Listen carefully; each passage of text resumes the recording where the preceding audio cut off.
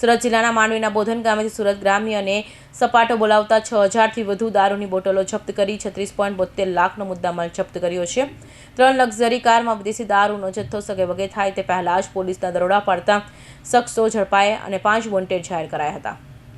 નાતાલ અને નવા વર્ષની ઉજવણીને ધ્યાનમાં રાખીને ગુજરાત પોલીસ દ્વારા રાજ્યભરમાં ગેરકાયદેસર દારૂની હેરફેર રોકવા સ્પેશિયલ ડ્રાઇવ શરૂ કરવામાં આવી છે, જે અંતર્ગત સુરત ગ્રામ્ય એલસીબી અને પેરોલ ફ્લોર સ્ક્વોડની માંડવી તાલુકાના બોધન ગામેથી લાખોની કિંમતનો વિદેશી દારૂનો જથ્થો ઝડપી પાડી બુટલેગરોના મનસૂબા પર પાણી ફેરવી દીધું છે।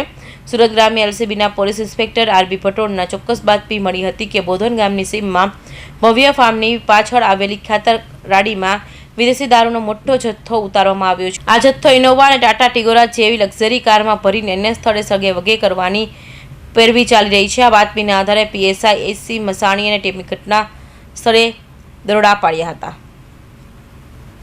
પોલીસના દરોડા દરમિયાન સ્થળ પરથી 2 ઇનોવા કાર અને ટાટા ટિગોર કારમાં દારૂ ભરેલા 4 શખ્સોને ઝડપી પાડવામાં આવ્યા હતા અને 5 બુટલેગરને વોન્ટેડ જાહેર કર્યા છે। રિપોર્ટર હમીરસિંહ ચૌહાણ।